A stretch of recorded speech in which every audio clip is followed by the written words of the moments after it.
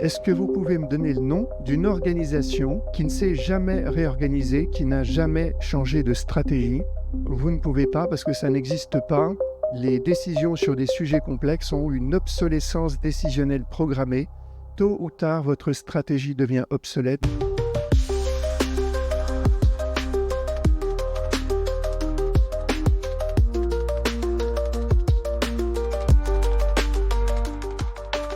Bien, bonjour à tous, je suis vraiment très heureux d'être avec vous aujourd'hui. J'ai effectivement fait un podcast d'une heure en fait avec Alban et je vais vous donner les éléments essentiels, donc peut-être vous donner envie d'aller voir ce podcast et il est prévu potentiellement une formation en septembre sur le sujet. Et Alban m'a dit, écoute Olivier, j'aimerais que tu prennes la parole et que tu nous expliques comment on fait pour prendre une décision pragmatopique. Alors il m'a lancé le défi, être ou ne pas être pragmatopique. Comment faire? Alors après ce petit dessin humoristique, donc l'idée c'est de devenir un architecte des décisions complexes. C'est mon métier depuis presque 25 ans et c'est le rôle que peut jouer un manager, un décideur ou un chef de projet. Donc l'idée de l'architecture des décisions complexes, c'est d'atteindre l'excellence décisionnelle en s'appuyant sur l'intelligence collective avec l'idée d'atteindre deux objectifs. Le premier, c'est de gérer les risques décisionnels face à l'incertitude et à l'imprévisibilité.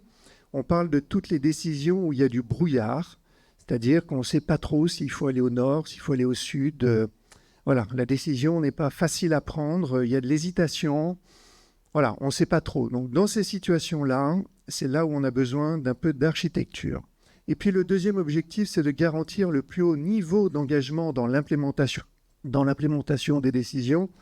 Parce qu'une décision géniale qui n'est pas facile à mettre en œuvre n'est peut-être pas aussi géniale que ça. Alors l'idée de l'architecture des décisions complexes, c'est de ne plus jouer au casino, de ne pas jouer avec la chance. Certains décideurs se disent « moi je suis un bon décideur ». Est-ce que c'est le cas ou est-ce que c'est plutôt un décideur chanceux? Voilà, par exemple, les gens de Volkswagen qui nous ont fait le Dieselgate, ils étaient malchanceux, ils n'étaient pas chanceux.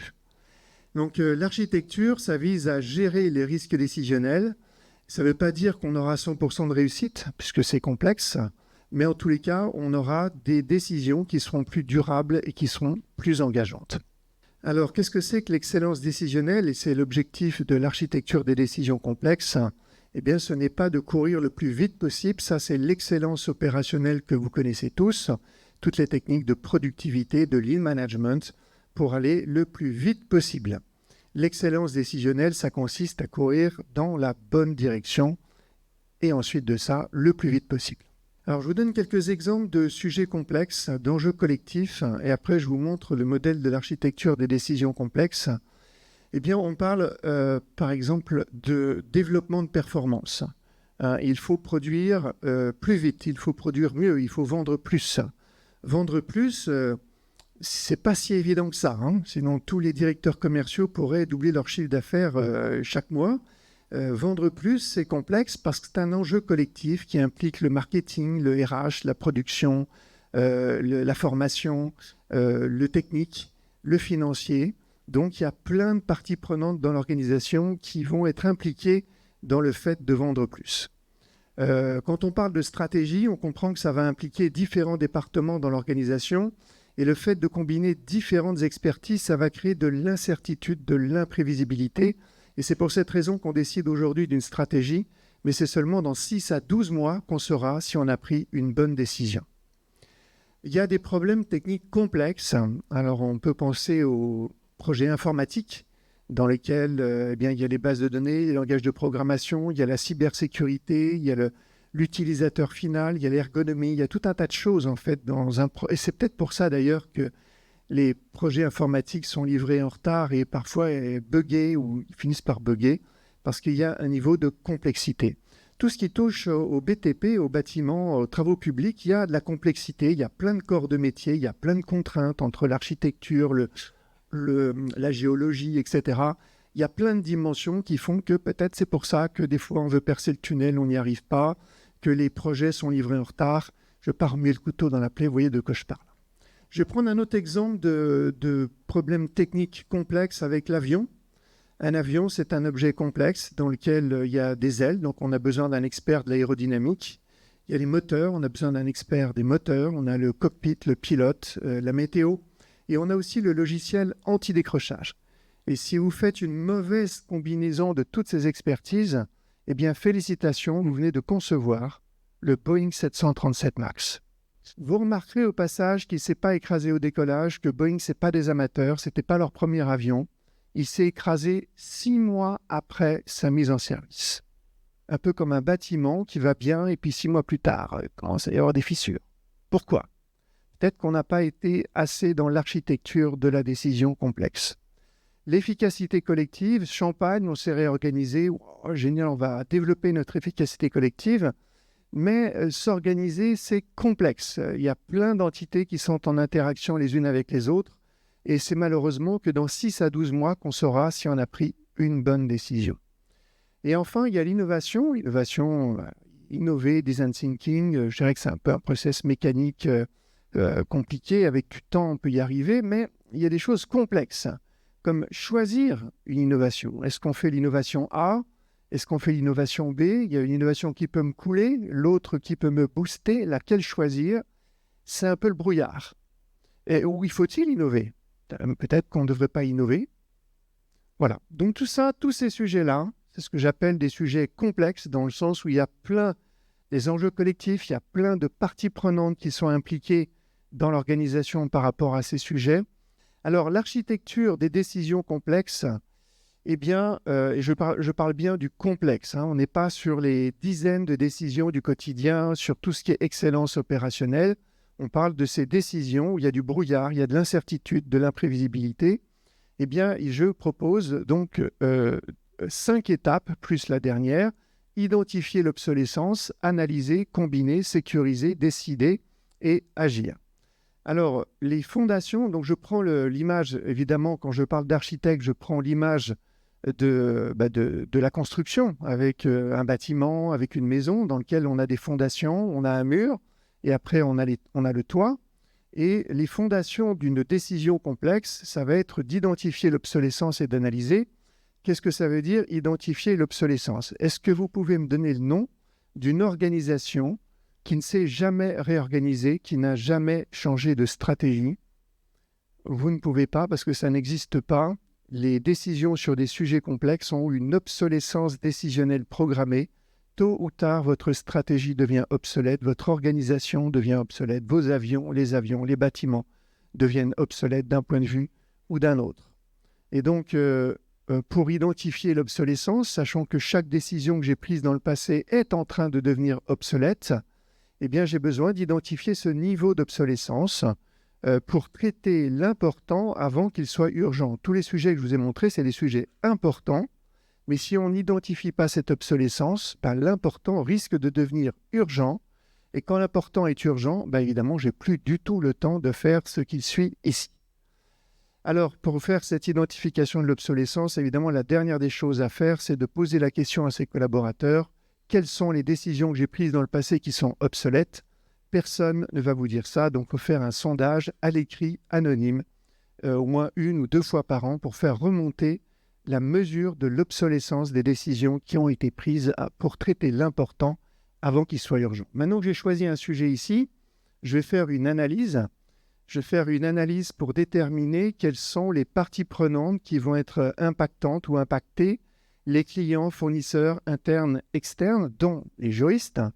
Quelles sont donc les personnes qui vont exécuter la future décision, quelles sont donc les fonctions opérationnelles, quelles sont celles qui vont être impactées, fonctions support, RH, finance, juridique. Et c'est avec ces personnes que je vais pouvoir, dans l'étape 3 et 4, combiner, c'est-à-dire co-construire, hybrider une solution qui n'était dans la tête de personne et qui est un point d'équilibre entre toutes les contraintes exprimées par toutes les parties prenantes. Et c'est là où on peut être dans comment je fais pour faire une décision pragmatopique. La décision pragmatopique, c'est une solution qui n'était dans la tête de personne, qui est l'hybridation du pragmatisme et de l'utopie. Et pour ça, il faut avoir autour de la table les parties prenantes qui vont mettre en œuvre la future décision et celles qui vont être impactées. Donc, je combine, je co-construis, j'hybride, j'obtiens une solution qui n'était dans la tête de personne et on va dans l'étape 4 de sécurisation dans laquelle on va se projeter sur la mise en œuvre de la décision avant de décider. Donc, j'ai un projet de décision, je le découpe en quelques items et puis je sonde, là encore d'une manière anonyme et à l'écrit, un certain nombre de parties prenantes, justement, et à peu près les mêmes que celles qu'on a identifiées ici. Et je vais leur demander de me dire, ben voilà mon projet de décision, est-ce que quelle est votre perception collective de son impact, de son utilité, des coûts, des moyens, des efforts qui vont être nécessaires à son implémentation, des coûts, moyens, efforts nécessaires à son animation, de la création, destruction de valeur pour l'entreprise, pour le client final, pour les managers, pour les collaborateurs, pour l'environnement, tout ce qui touche à la RSE. Donc ensuite, on arrive à l'étape 5, qui est une simple étape juridique, qui s'appelle la subsidiarité, les délégations de pouvoir du haut vers le bas de la pyramide pour que la décision se prenne au niveau le plus pertinent. Et si je suis seul responsable, eh bien, je vais décider seul. Et si on est 2 ou 3 responsables, la décision sera collégiale. Je vais décider seul, mais éclairé par l'intelligence collective ici. Et dans l'étape 6, eh bien, on a l'excellence opérationnelle dont je parlais tout à l'heure. Et on va courir vite, mais probablement, on a géré les risques décisionnels ici et donc on a des chances de courir vite dans la bonne direction. Alors malheureusement, certains ne suivent pas ce processus d'architecture des décisions complexes et décident de jouer au casino, de ne plus être des bons décideurs, mais des décideurs chanceux, et de se dire, et d'ailleurs en regardant le schéma que je vous ai présenté, au début, moi je ne fais rien de ce qu'il raconte, et pourtant je prends des bonnes décisions, et peut-être des décisions chanceuses. Alors, qu'est-ce qui se passe aujourd'hui? Malheureusement, ça, l'identification de l'obsolescence, je n'ai pas de nom d'entreprise qui le fait, donc on ne le fait pas, et l'important devient urgent. C'est-à-dire que quand la maison brûle, le toit est complètement percé, l'eau coule de tous les côtés, et là on se dit « Oh, attention, là, il y a une catastrophe, il faut agir ». Donc on ne fait pas la mesure de l'obsolescence, alors même que la nature même d'une décision sur un sujet complexe, c'est d'avoir une obsolescence décisionnelle programmée, un peu avant les SSD, quand on se disait « j'ai un disque dur », c'est pas « est-ce qu'il va cracher », c'est quand va-t-il cracher? Quand votre stratégie va cracher? On ne gère pas ça ici. Et dans l'analyse, on ne va pas s'embarrasser d'aller regarder les parties prenantes, les juristes, je fais une petite private joke, mais on va prendre ce qu'ont le statut, le pouvoir, le diplôme, l'ancienneté, c'est-à-dire le comité de direction. Voilà, ça va être avec eux qu'on va ensuite faire combiner. Et là, malheureusement, à la fin de la réunion, on va parfois, je dis que ça ne vous est jamais arrivé évidemment, c'est un cas un peu théorique, mais ce qu'on appelle le faux participatif, dans lequel on termine la réunion en se disant le chef avait déjà une décision en tête en arrivant, et on a réussi à le faire varier un peu à gauche ou à droite, mais quand même, on a le sentiment que cette réunion n'a pas servi à grand-chose. En plus, il nous a fait un peu de pensée balistique, c'est-à-dire qu'il a tiré sur toutes les idées qui étaient différentes de celles qu'il nous a annoncées à la fin de la réunion. Encore une fois, je sais que vous n'avez jamais vécu ça. Et puis l'étape 4, ce n'est pas notre problème ça. Nous, on est dans la conception des décisions, on n'est pas des exécutants. Donc une fois qu'on aura pris la décision, ce sera là. Il faudra bien qu'il fasse un peu de conduite du changement, c'est-à-dire quand plus personne n'osera risquer sa carrière en critiquant la décision du chef. Et puis on va décider, mais comme on décidait dans le brouillard quand même, on est un peu mal à l'aise. D'ailleurs, on va multiplier les réunions en se disant peut-être que je vais trouver une solution qui est sûre à 100%, ce qui n'arrivera jamais sur un sujet complexe. Eh bien, on va se lancer dans « Qu'en pensez-vous » Évidemment, les gens vont se dire « Le chef, il nous a déjà dit quelle était son idée. Qu'en pensez-vous de mon idée? Moi, je ne veux pas jouer ma carrière. Donc, j'en pense beaucoup de bien, un coup de chef, de ta proposition.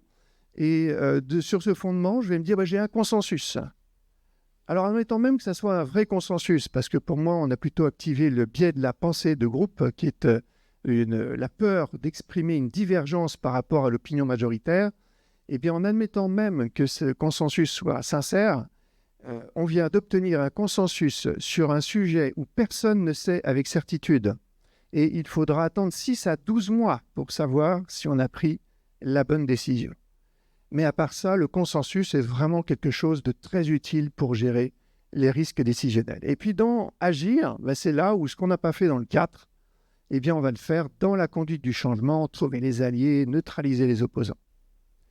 Alors voilà un petit peu qu'est-ce que c'est que jouer au casino et donc se priver de la chance de trouver une décision pragmatopique. Eh bien, c'est au lieu de faire 1, 2, 3, 4, 5, c'est faire 3, 5, 6. Alors déjà, je n'ai pas les fondations. Je vais poser un mur directement sur le sol. Le mur, il n'y a pas de mortier entre les briques parce que j'ai fait du faux participatif pensée balistique. Ça n'existe pas. La décision, c'est du consensus qui est en fait probablement un pseudo-consensus sur un sujet où personne ne sait avec certitude. Et puis dans le 6, eh bien là, on va faire de la conduite du changement au moment où les gens, devant des murs de post-it, se diront « Ah, ouais, en fait, j'ai l'impression que ce n'était pas dans cette direction qu'il fallait aller. Alors, qui est volontaire pour aller dire au chef qui s'est planté ? Ah oui, toi, tu es jeune, tu sors d'école, tu n'as pas encore compris. Donc, va dire au chef qui s'est trompé. Et quand tu travailleras dans ta nouvelle entreprise, tu comprendras les conséquences de venir critiquer le chef. » Alors, c'est ça un peu l'objectif de l'architecture des décisions complexes. Oui, des gens ne font absolument pas tout ce que je viens de raconter. Prennent-ils des bonnes décisions ou sont-ils chanceux ? Vous avez 3 heures, prenez une feuille s'il vous plaît, pour répondre à cette question. En tout cas, je vous souhaite de ne jamais être sur la photo qui est à gauche de l'écran.